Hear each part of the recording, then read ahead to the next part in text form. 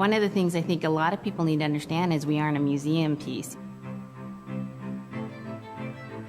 The Inupiaq people are a living people and a living culture. Even though we're in northern Alaska, which covers this vast area from Nome all the way over the Canadian border, is that there's this extreme value of interconnectedness and interdependence. It's a hunting society, a gathering society from thousands of years. This is what creates our culture. That special relationship between humans and the natural world and the animals, and that it teaches you how to have a society that doesn't do too much harm to the world. Love and respect for nature, for one another, for our elders. Very, very fundamental value, key to life. Our values are something that bind us all. The importance of sharing with one another, the importance of spirituality, and the connection to the land, our traditions, how we hunt, sharing of stories and songs and dances. I'm Inupiaq. I'm from the Arctic Ocean. I am Inupiaq.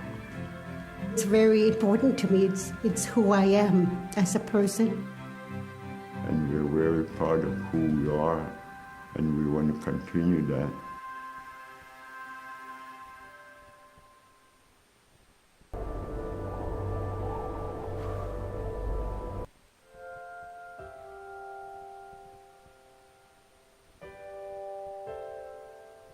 It'd be busy, busy, busy all through the day. You get up and you just go right to work, right to work. There was always something to do.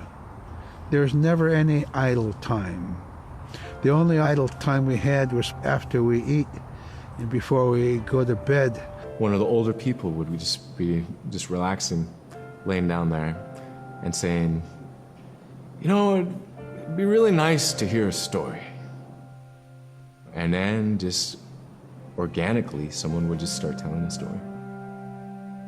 Storytelling for the Inupiaq people is very important because it not only created that sense of community, but is a way to pass on wisdom to the next generation. It was like TV, It was just like, it was as good as any movie you've ever seen.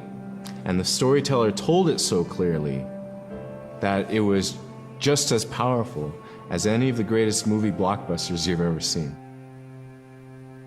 There was a reason behind the stories that we were told because they held traditional knowledge. They held things that we might need to know in life, whether it was about how to find food or how to survive, or it was about well-being and the importance of connecting with people and being a good member of the community. We all do stories. We all live in stories.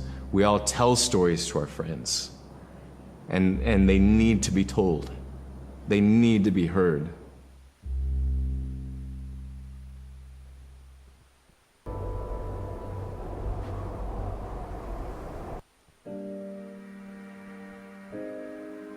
So scrimshaw is this really beautiful method of art that's done either on baleen or ivory, and traditionally it was used to tell stories. Each etching is telling a story of some event. Caribou hunting was taking place. This is what was going on. War began around this time, and so it sort of gives you a timeline of history through etching. An elder or the person who carved it would literally be able to read the scrimshaw story. They're like reading a book, in a way.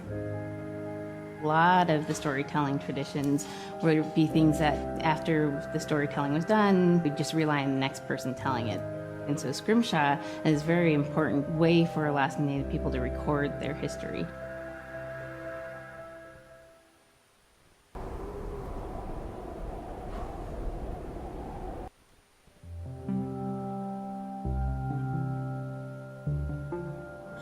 When I was growing up, my grandpa had a pet white fox.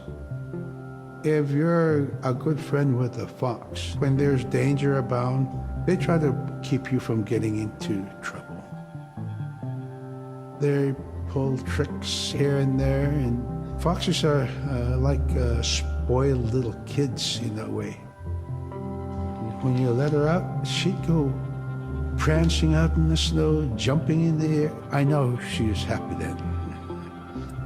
Come running at me and jump on my chest, knock me backwards, lick my face, and I try not to let it.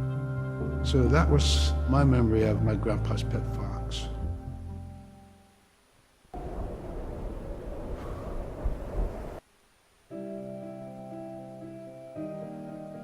Caribou it provided for us in many ways. Our clothing in those days was made of all caribou skin. I grew up wearing caribou pants, mittens, caribou skin mattress, blankets. Some people had boots that were made with wolf leggings, sealskin sole bottoms. Baleen was shaved to make insoles. They kept us quite dry and warm as well. But the caribou skin clothing was the best. We would get as many yearlings as we could for our outer clothing. And for a heavy winter, we would get caribou in February or March because the hair was the longest and the skin was the thickest, and we would use those for our winter gear. With that stuff on, you could sleep outside in 50 below and it wouldn't bother you a bit.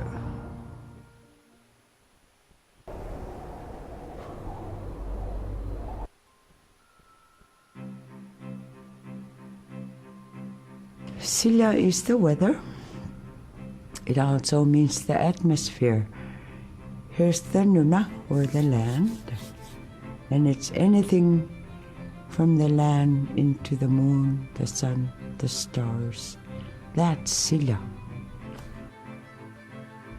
It's a very spiritual, and we have a relationship with Silla. Silla has a soul in the same way we do as people, in the same way animals do.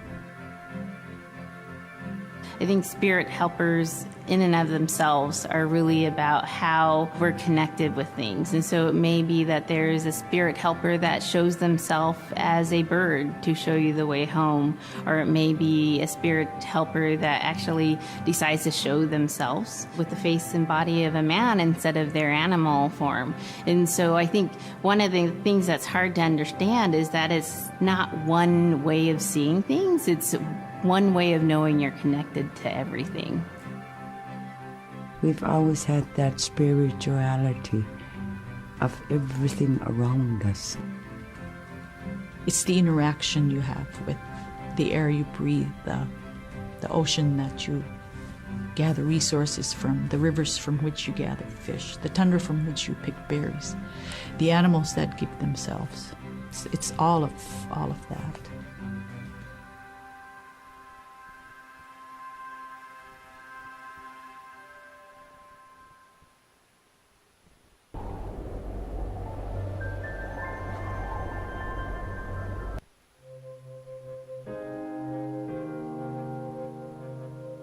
In the winter, when we were traveling, we didn't build sod houses, we built snow houses. In Canada, they call them igloo, but here in Alaska, we call them apuya.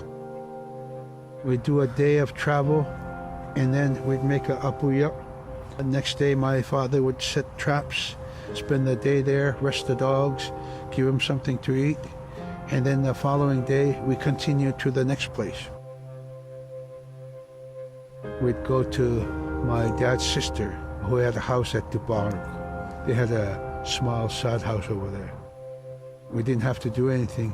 We just visit with them, and my dad and my sister were glad to see each other, and they'd talk away while us kids played outside or go to sleep. By the time we get back to our home, my father would leave us with our aunt or with my grandmother, and then he'd start on his trips and go check his trap line. We were not into 8 to 5 kind of time, you know. We're in a total different kind. We're in ecological time.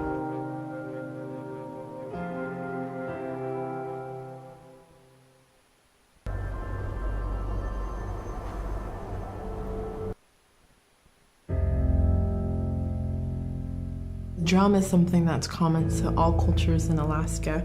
All cultures have a drum that may have some stylistic differences or differences in the materials that it's made, but it's still in recognition of life and vitality. And the drum mirrors the heartbeat. And when you continue drumming soon, it will be in line with your heartbeat, because that's what it's supposed to be, the heartbeat of the community, and it symbolizes vitality. And it's the most tremendous feeling to be in a room and to have one long row of all the drummers and to have that feeling of unity, everyone beating in harmony, the drum beat in unison. It's the most beautiful feeling.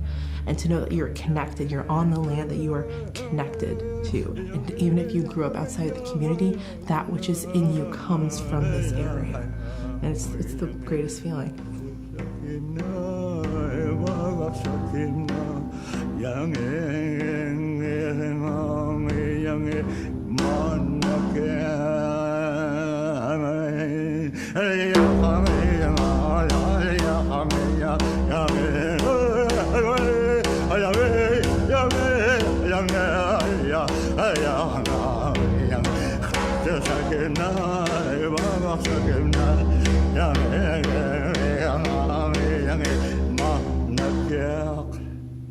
Man, I went at it and look what happens. Oh.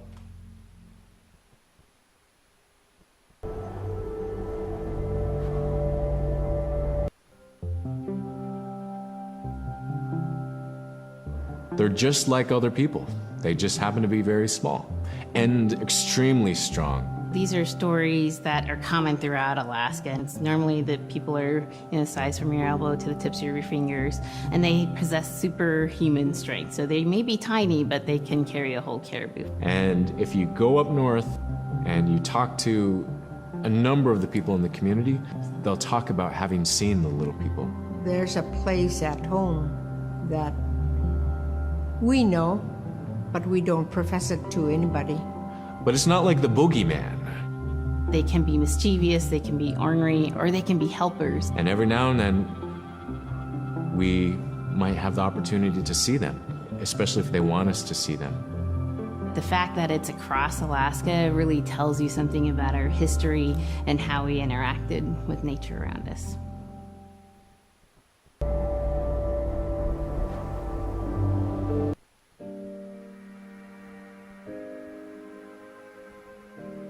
The bola is what we call kilamitang. And the kilamitang is made out of braided sinew tied on to some heavy bone which you could twirl. In my case, we're catching ducks. When we're out whaling, sometimes the ducks start flying. And they're good for duck hunting. You know, if you're a whaling crew, you can't make too much noise. So you can't use a shotgun for getting some duck soup handy, you know. So bola was a really handy weapon to use for catching ducks. You know, the ducks fly in, you throw it up and tangles up the bird, and down they go.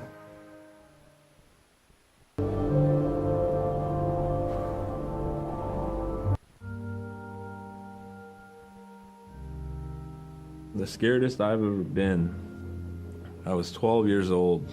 We floated out on a piece of ice while we were duck hunting. It was a bluebird day, just clear blue skies. And there was 3 of us, myself, my brother, and my dad.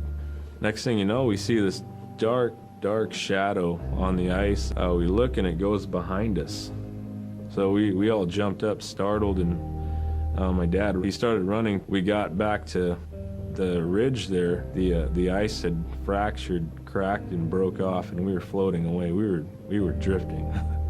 It was close enough to where my dad would have made it. He stopped and he thought about throwing us across, and if one of us was on the other side, we would be split up. So he stopped, and he just so happened to have a cell phone on him.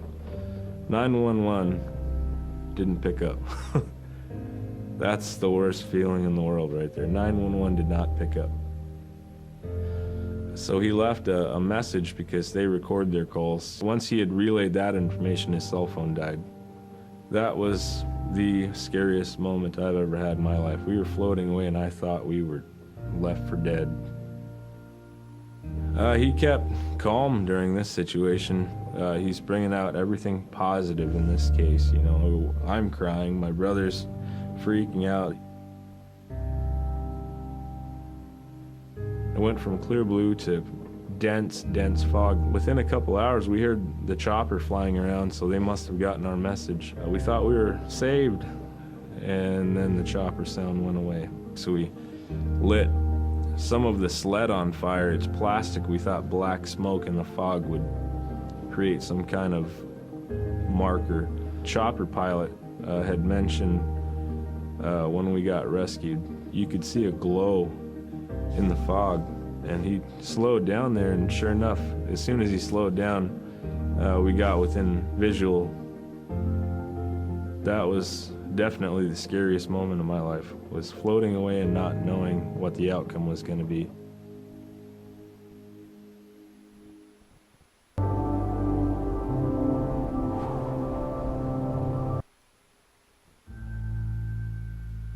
We're very much aware of the climate change. And it's been for many years, even before climatologists were noticing the change, Inuit were already saying, "Sila alangoktok." Our climate is changing. If the heat is going the way it is right now, for us it's going to be pretty bad. Different birds are coming, and they're coming earlier, and sometimes rain is more than what we want. Because when there's more rain, we know it's going to melt the permafrost. In my time as a young whaler, when I was 9 years old, we're hunting from ice that was about 25 feet thick. And there was giant icebergs already floating, coming by. That was the first signs of a changing climate. Ice that never broke before was now moving. Now, here it is 50 years later, we're hunting whale from ice that's 18 inches thick. There's no more thick ice. It's creating a malfunction in our whaling season, is what it is. Actually, more than that, all seasons in general. I think we are more scientists than more people will realize. We have more knowledge of those things than people will ever know.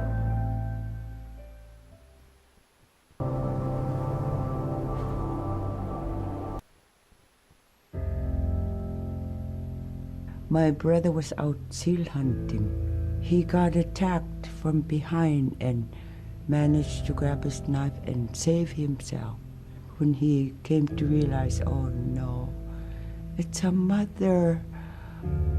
We've always known traditionally that we avoid killing a mother. It's always been sacred to us to protect them.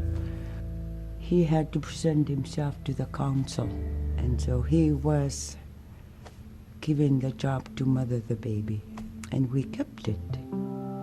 It got so big, it went over the barricade one day and got to the dog food, and that was an indication that, brother better go teach it how to survive on its own. So he did. I really got attached to the bear because I more or less grew up with it. And some days when brother took him walking, once in a great while he'd put me on the bear and I would ride on it like a horse. I was just happiest little girl in the world.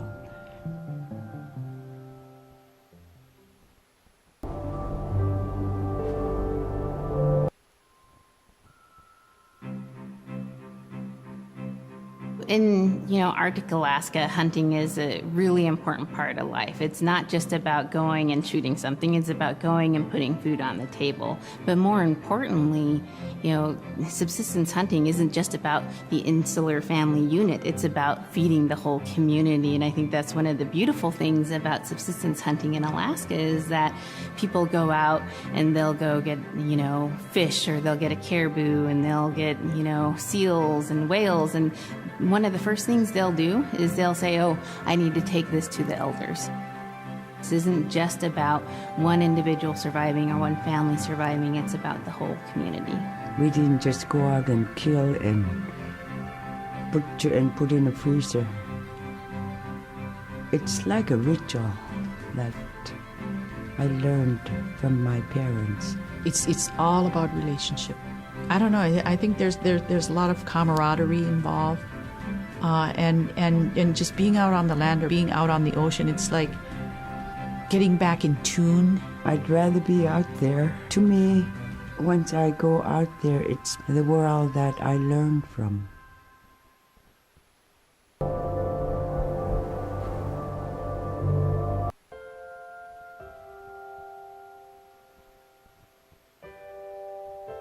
Now we spend all our time out in nature. You get very intimate with the world.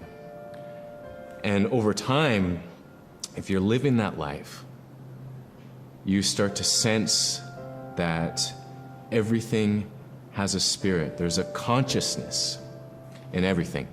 Everything is alive. If everything is alive, then we want to respect it. And if we're going to use it, we want to use it respectfully. What I try to tell my nephews and nieces, you love to hunt, you have to take care of the animals that you catch, preparing the food and eating the food that you catch. Water provides you. The ice brings you life. It provides all those things that you need to be a part of your life. That was something I grew up with. I grew up respecting the animals. I grew up respecting the land. And that, to me, that is why we as Inupiaq, as an Inupiaq culture, as an Inupiaq people, is why we're so successful.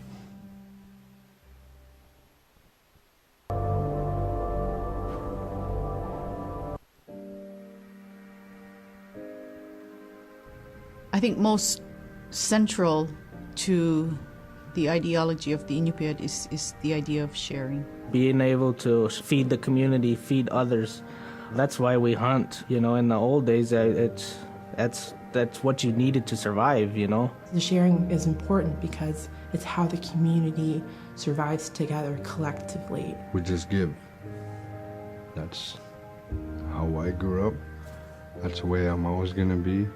Because of who we are, we always think about other people first. If our people didn't share in the old days, we wouldn't have survived in this harsh, climate, environment.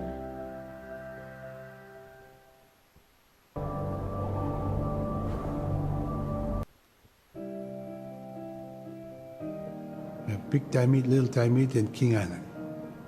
And in those three islands are the stepping stones to get to America. So King Island is this absolutely beautiful place off the coast of Alaska. And if you can imagine being on this really kind of rocky island that kind of shoots up from the water to these cliffs, and then all of a sudden you see these stilts, and then you look up and there are these houses. They were built on the cliff up high because of the ice. Being an island in the Bering Sea, you have ice that's being pushed by the winds onto the island. So it's going to pile up 50, 60 feet high. Structures are still there today, and people have returned to King Island. It's a growing community as the people return back to their island.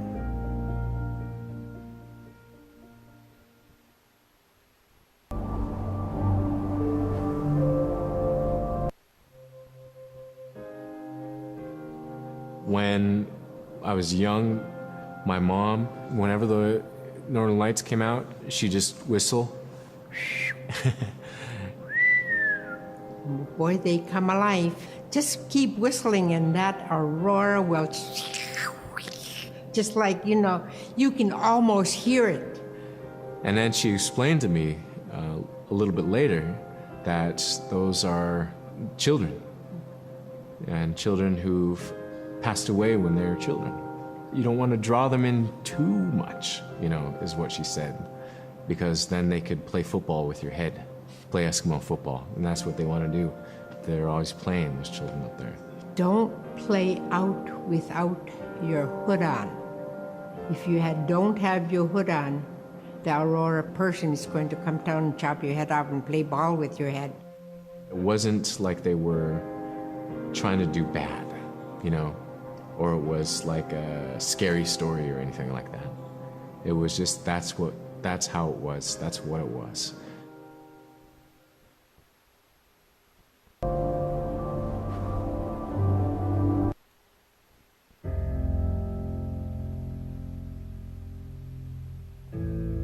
In the month of November, there's no sun. So during that dark time, we travel by the light of the moon. It's quite different. Everything was silver and black.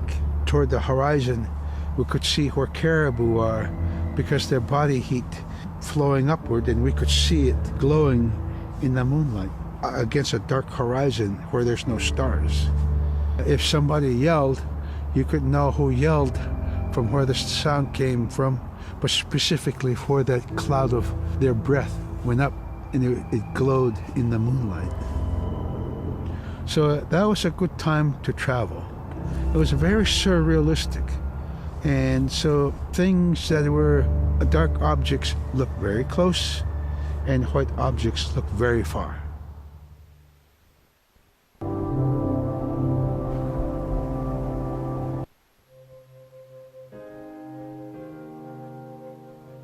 We are taught that there's no hierarchy. It's not everything else and then man, you know, humans on top, and they're separate from everything. We're taught that everything is equal, and that all the animals have a human form or can be seen in a human form. And so they have just as much or more intelligence. You know, in fact, have a lot to teach people. And so that's how these transformations can happen. It's if the animal wants you to see it in its human form. There's a story where a man comes up to an ice hole, and then there realizes there's another man in his parka that's got stuck in the net, you know, and is just stuck like that. Oh, can you let me out? Please help me, you know. And so then he lets the man out, but then realizes that was actually a seal. That was a seal man. And just because that seal wanted that help, that seal allowed itself to be seen in human form.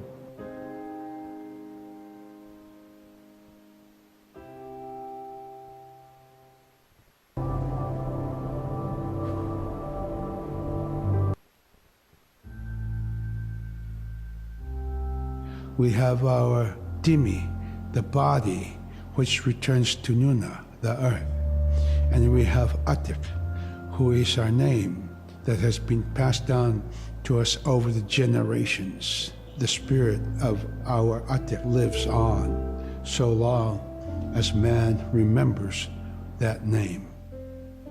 It would be hard to describe what happens after death. The feeling is that when our anak returns to Sila, then that may be reborn if the name is passed on to a new child who can then retain some of the memories of the original name. And so it's not uncommon for grown-ups or adults to meet a child who has the same name maybe as their grandmother and say, "Hi, Akka," which means grandma, "Hi, Appa," or "Hi, little mom," or "Hi, little dad," because it's the traditional belief that the soul, is continuing on. Humans are renewed and replenished over time, just like our plants. Every year, flowers are born and bloom and they die.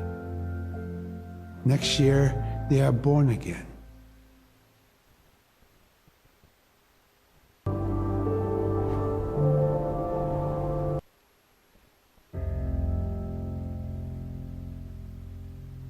So a recurring type of character in Inupiaq stories is the manslayer. And the manslayer is kind of this bad guy. And I think really what's at risk when the manslayer comes into story is the livelihood of individuals and the whole community. And so the manslayer is really used as a way to say, don't act only for yourself. Always hold the community in your heart.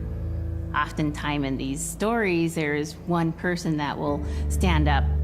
And what this humble person will represent, who faces that manslayer, is a return to order, a return to true living in the community. And it just takes that one person. It could just be that one person that can help to change everything.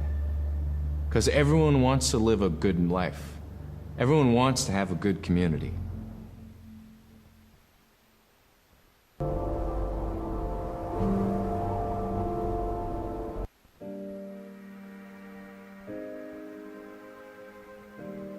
With regard to the environment, the blizzards have been one of the key elements that have impacted the survival of people, especially in the hard winter. We know a blizzard is coming when the moon is starting to get fuzzy. We also look at the stars. When the stars are twinkling fast, we know a storm is approaching. We look to the clouds in the sky to give us a direction the storm is coming from. We learn these as children by observing weather on a daily basis.